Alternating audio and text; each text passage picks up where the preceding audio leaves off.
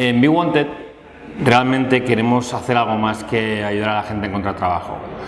No solo se trata de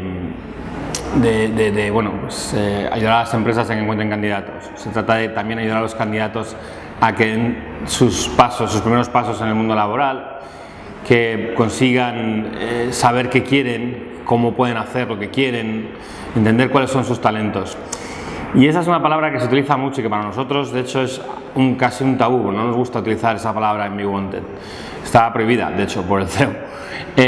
Porque talento es algo muy poco definido. O sea, todo el mundo quiere talento, nadie sabe quién lo tiene. Y como parte de eso, vamos a presentar el vídeo de Ken Robinson. Ken Robinson es un especialista en educación, el currículum ya lo podréis vosotros ver online, que viene a decir dos cosas que son fundamentales en beWanted. La primera, que el sistema educativo está roto, que las escuelas matan la creatividad, que básicamente el sistema actual de educación pertenece al área industrial, cuando se producían ingenieros, médicos y universitarios como parte de una cadena de montaje, y que en el futuro en el que estamos, ya que vamos, no sirven de nada. La segunda cosa que quiere transmitir en su libro Ken Robinson es que el talento es ubicuo. Todos tenemos un talento dentro. Todos podemos llegar a entender nuestro propio talento. Su frase fundamental es: hacemos lo que somos. Somos de una determinada manera y el sistema educativo actual intenta que seamos de una manera determinada para cumplir las necesidades del mercado laboral. Pero no, todos tenemos un superpoder, todos tenemos algo que nos diferencia de los demás. Simplemente tenemos que tener la mente abierta para saber qué es eso. Y cuando conseguimos saber qué es eso, explotarlo, hacernos mejores en eso. No perder el tiempo en intentar ser de todo un poco, sino mejores. Y bueno, sin más dilación, os dejo con el vídeo de Ken Robinson.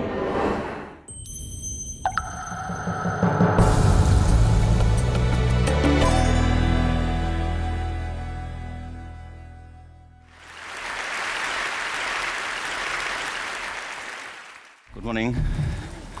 How are you? It's been great, hasn't it? I've been blown away by the whole thing. In fact, I'm leaving.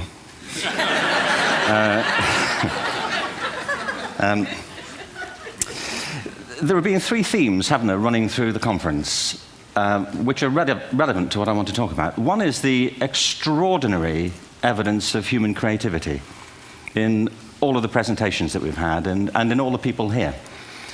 Just the variety of it and the range of it. The second is that it's put us in a place where we have no idea what's going to happen in terms of the future. No idea how this may play out. I have an interest in education. Actually, what I find is everybody has an interest in education, don't you? I find this very interesting. If you're at a dinner party and you say you work in education, actually, you're not often at dinner parties, frankly, if you work in education. You're not asked, you know, and you're never asked back, curiously. That's I think that strikes me. But if you are, and you say to somebody, they say, what do you do? And you say, you work in education, you can see the blood run from their face. They think, oh my God, you know, why me? It's my one night out all week. But if you ask people about their education, they pin you to the wall. Because it's one of those things that goes deep with people. Am I right? Like religion and money and other things. So I have a big interest in education, and I think we all do. We have a huge vested interest in it, partly because it's education that's meant to take us into this future that we can't grasp. If you think of it, children starting school this year will be retiring in 2065. Nobody has a clue, despite all the expertise that's been on parade for the past 4 days, what the world will look like in 5 years' time. And yet we're meant to be educating them for it. So the unpredictability, I think, is extraordinary. And the third part of this is that we've all agreed, nonetheless, on the really extraordinary capacities that children have, their capacities for innovation. I mean, Serena last night was a marvel, wasn't she? Just seeing what she could do.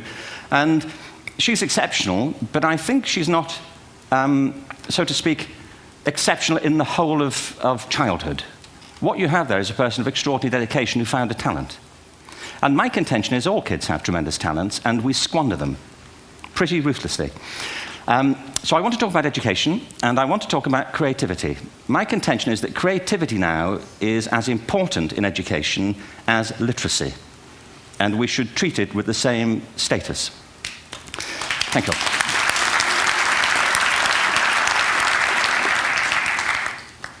That was it, by the way. Thank you very much. So, 15 minutes left. Well, I was born... No, I had a great story recently, I love telling it, of a little girl who was in a drawing lesson. She was 6, and she was at the back drawing, and the teacher said this little girl hardly ever paid attention. And in this drawing lesson, she did. And the teacher was fascinated. She went over to her and she said, "What are you drawing?" And the girl said, "I'm drawing a picture of God." And the teacher said, "But nobody knows what God looks like." And the girl said, "They will in a minute."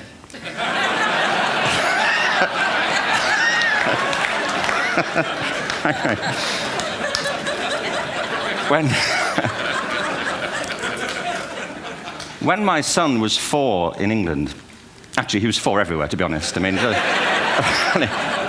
if we're being strict about it, wherever he went, he was 4 that year. But he was in the Nativity play. Do you remember the story? No, it was big. It was a big story.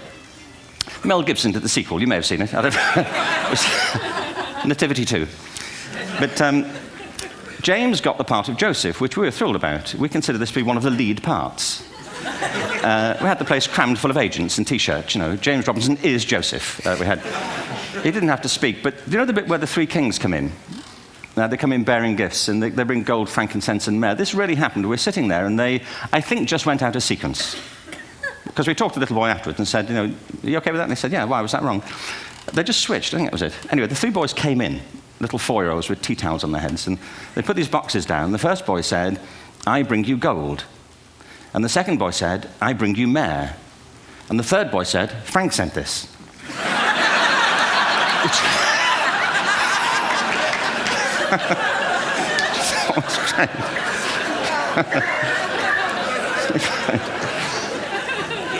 What these things have in common, you see, is that kids will take a chance. You know, if they don't know, they'll have a go. Am I right? They're not frightened of being wrong. Now, I don't mean to say that being wrong is the same thing as being creative. What we do know is, if you're not prepared to be wrong, you'll never come up with anything original. If you're not prepared to be wrong. And by the time they get to be adults, most kids have lost that capacity. They have become frightened of being wrong. And we run our companies this, by the way. We stigmatize mistakes. And we're now running national education systems where mistakes are the worst thing you can make.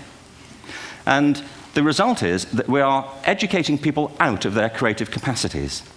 Picasso once said this. He said that all children are born artists. The problem is to remain an artist as we grow up. I believe this passionately, that we don't grow into creativity, we grow out of it. Or rather, we get educated out of it. So why is this? I lived in Stratford-on-Avon until about 5 years ago. In fact, we moved from Stratford to Los Angeles. So you can imagine what a seamless transition, you know, this was from LA. Actually, we lived in a place called Snitterfield, just outside Stratford, which is where Shakespeare's father was born. Are you struck by a new thought? I was. You don't think of Shakespeare having a father, do you? Do you? Because you don't think of Shakespeare being a child. Do you? Shakespeare being 7. I never thought of it. I mean, he was 7 at some point. He was in somebody's English class, wasn't he? Do you understand? Really? How annoying would that be? You know?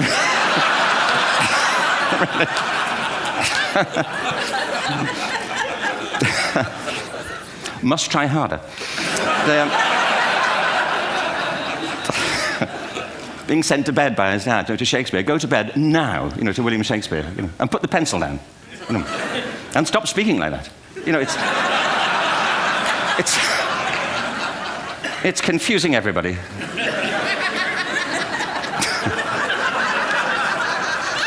Anyway,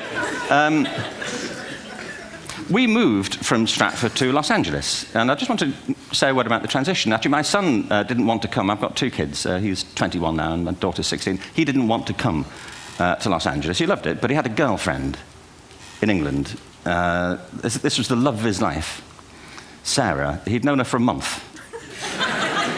Mind you, they'd had their 4th anniversary by then, because it's a long time when you're 16. Anyway, he was really upset on the plane. He said, "I'll never find another girl like Sarah." And we were rather pleased about that, frankly, because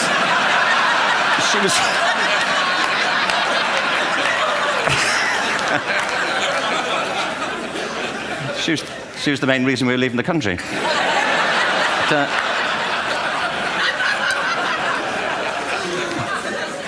But something strikes you when you move to America and when you travel around the world. Every education system on Earth has the same hierarchy of subjects. Everyone, doesn't matter where you go. You think it would be otherwise, but it isn't. At the top are mathematics and languages, then the humanities, and at the bottom are the arts, everywhere on Earth. And in pretty much every system, too, there's a hierarchy within the arts. Art and music are normally given a higher status in schools than drama and dance.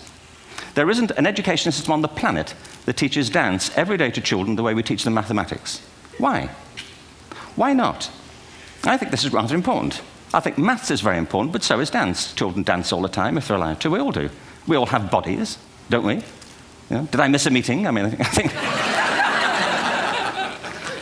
Truthfully, what happens is, as children grow up, we start to educate them progressively from the waist up. And then we focus on their heads, and slightly to one side. If you were to visit education as an alien and say, what's it for, public education, I think you'd have to conclude, if you look at the output, you know, who really succeeds by this? Who does everything they should? Who gets all the brownie points? You know, who are the winners? I think you'd have to conclude the whole purpose of public education throughout the world is to produce university professors. Isn't it? They're the people who come out the top. And I used to be one. So there, you know. And I like university professors, but, you know, we shouldn't hold them up as the high watermark of all human achievement. They're just a form of life. You know, another form of life. But they're rather curious, and I say this out of affection for them. There's something curious about professors. In my experience, not all of them, but typically, they live in their heads. They live up there, and slightly to one side. They're disembodied, you know, in a kind of literal way. You know, they look upon their body as a form of transport for their heads. You know, it's... Don't they? It's a way of getting their head to meetings.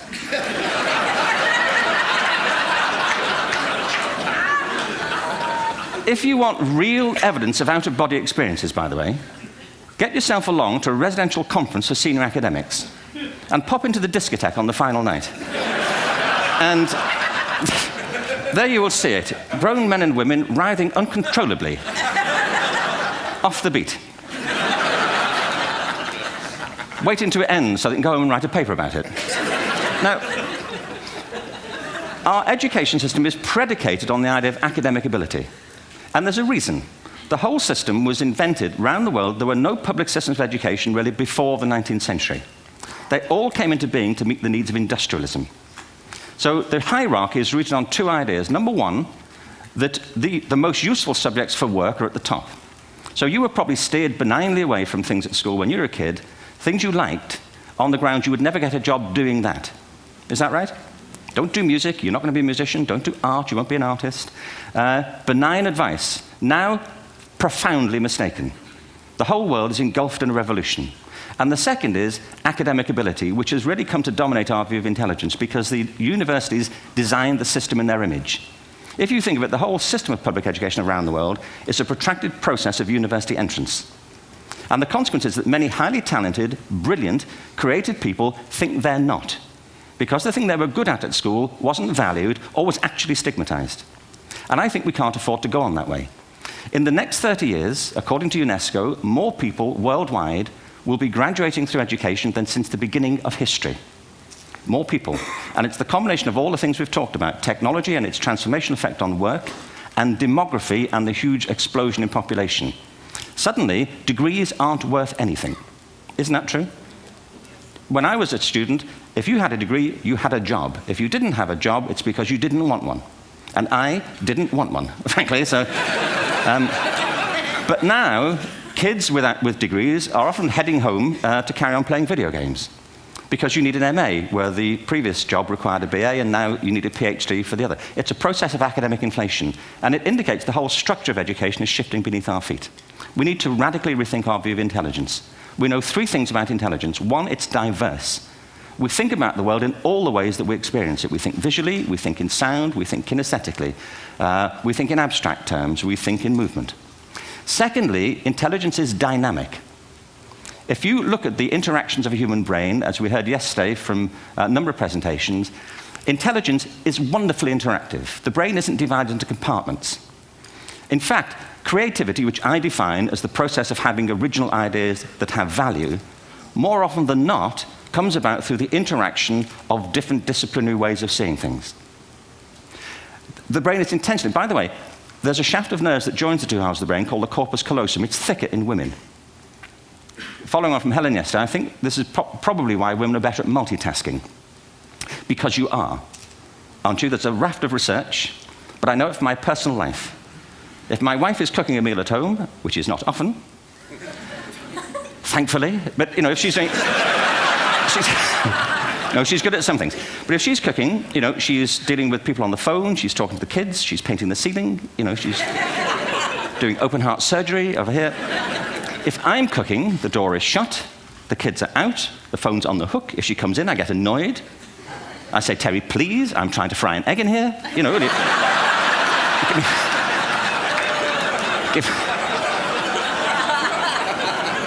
give me a break.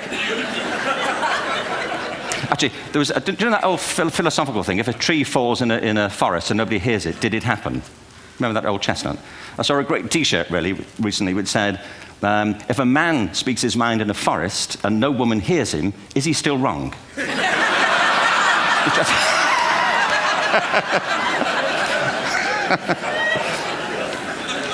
And the third thing about intelligence is it's distinct. I'm doing a new book at the moment called Epiphany, which is based on a series of interviews with people about how they discovered their talent. I'm fascinated by how people got to be there. It's really prompted by a conversation I had with a wonderful woman who most people have never heard of. She's called Gillian Lynn. Have you heard of her? Some have. She's a choreographer, and everybody knows her work. She did Cats and Phantom of the Opera. She's wonderful. I used to be on the board of the Royal Ballet in England, as you can see. And anyway, Gillian and I had lunch one day. I said, how'd you get to be a dancer? And she said it was interesting. When she was at school, she was really hopeless. And the school in the 30s wrote to her parents and said, we think Gillian has a learning disorder.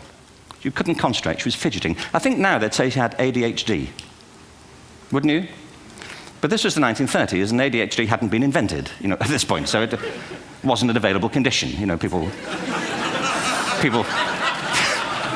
weren't aware they could have that. Anyway, she went to see this specialist. So this oak-panelled room, and she was there with her mother, and she was led and sat on this chair at the end, and she sat on her hands for 20 minutes while this man talked to her mother about all the problems Gillian was having at school.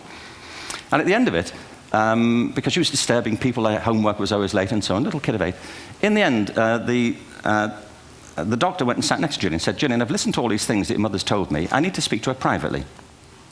So he said, wait here, we'll be back. We won't be very long. And they went and left her. But as they went out the room, he turned on the radio that was sitting on his desk. And when they got out the room, he said to her mother, just stand and watch her. And the minute they left the room, she said she was on her feet, moving to the music. And they watched for a few minutes, and he turned to her mother, and he said, you know, Mrs. Lynn, Gillian isn't sick, she's a dancer. Take her to a dance school. I said, what happened? He said, she did. I can't tell you how wonderful it was. We walked in this room, and it was full of people like me. People who couldn't sit still. People who had to move to think. Who had to move to think. They did ballet, they did tap, they did jazz, they did modern, they did contemporary. She was eventually auditioned for the Royal Ballet School. She became a soloist. She had a wonderful career at the Royal Ballet.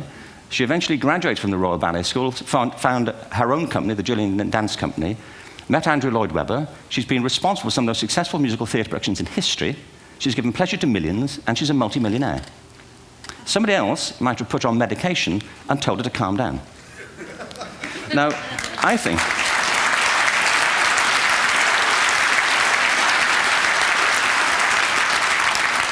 What I think it comes to is this. Al Gore spoke the other night about ecology and the revolution that was triggered by Rachel Carson.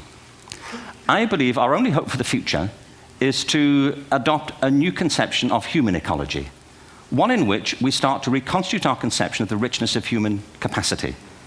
Our education system has mined our minds in the way that we strip mined the earth for a particular commodity. And for the future, it won't serve us. We have to rethink the fundamental principles on which we're educating our children. There was a wonderful quote by Jonas Salk, who said, if all the insects were to disappear from the earth, within 50 years, all life on earth would end.